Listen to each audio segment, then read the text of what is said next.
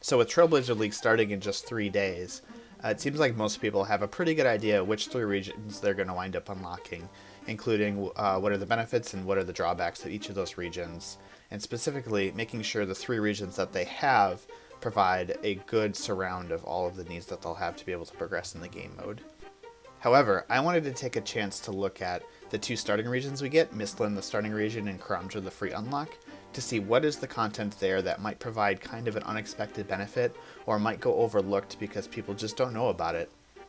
So starting with Mislin, I've seen a lot of talk about people rushing birdhouses right away, making sure they're getting the giant seaweed planted as soon as possible for crafting, taking a chance to train on the ammonite crabs there.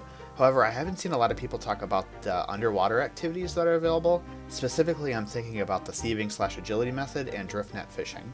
These are two pretty competitive experience-wise activities that could provide good training if you don't really have any other great methods across your regions.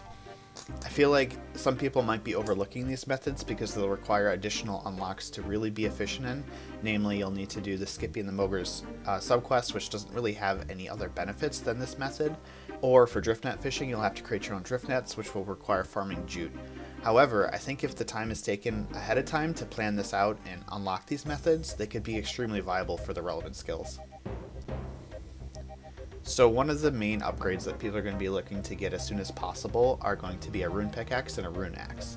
Both of these are actually entirely obtainable within Mislin, thanks to the fairy ring special region called the Enchanted Valley. There are two monsters there, one being the rock golem that drops the rune pickaxe, and the other one being the tree spirit that drops the rune axe, that you'll be able to farm for those tool upgrades without requiring any additional regional unlocks for tools. So there are a couple of decent moneymakers within Mislin as well that might be overlooked. Namely, I'm thinking about the ham storeroom and then the daily battle stabs you get from the Varrock Achievement Diary reward. The ham storeroom I think is a pretty solid Ironman staple for getting those early jewelry unlocks. However, it's pretty easy to make over 100k an hour there as well, though it will be slower unless you have the rogue's outfit from Asgarnia. The daily battle stabs, if you can craft the orbs or obtain the orbs somehow, will be easy daily money, assuming we get the elite Varrock Diary achievable within the region without any additional unlocks. Or even the harder the medium would provide some decent money as well. So you would think Mislin as the starting region wouldn't really offer any really high-end PVM. However, there are a couple nice edge casey situations where you'll be able to access high-level monsters without any additional regions.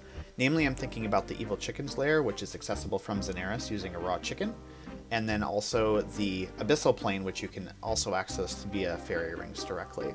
These will provide some high-level monsters. Black dragons will be great if you want to get some crafting experience or some prayer done, and of course having abyssal demons unlocked natively will be great. Moving on to Karamja, I actually think the Tsar City will be super useful, namely the Moral Wreck region beyond it. However, that does require a fire cape, so it's unlikely that anyone will be able to access it super early. Specifically within that second part of the city, a couple of the things I'm thinking of might be really useful are the rune rocks.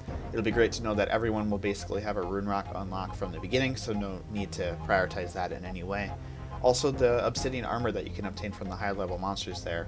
It would take a while to collect the set, but if you did, it would basically be like a void set that only works with a couple specific obsidian weapons. Though it could be a really good option depending on the regions other people choose and the weapons available to them. One really nice thing about Shiloh Village is that there's a furnace there that's actually one of the closest to a bank in the game. So it'll be really good to know that no matter what regions you unlock, you'll always have that nice close furnace to a bank. It does require some GP to use, but it's pretty negligible, and you can prepay the guy so you don't even have to ask you every time. So another really amazing thing about Shiloh Village is actually the fishing shop. It might have been easy to overlook, but there's actually no way to obtain basic fishing gear in the initial regions if it wasn't for this shop.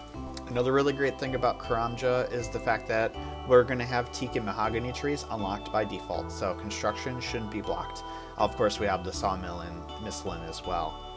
But speaking specifically to Endless Harvest here, you won't even have to pay extra trading sticks to get extra loads of the logs. You'll just be able to pop in there and chop as many as you want and then leave.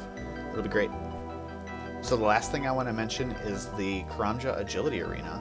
It's actually the second most efficient agility experience in the game, assuming that we can complete the Karamja Elite Diary.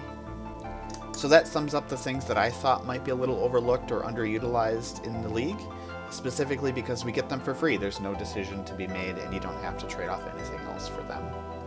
Let me know if you have any ideas specifically related to Mislin or Karamja for content that you think might be underutilized or you're planning to use for some specific purpose. It'd be great to hear and see if I need to adjust my plan at all.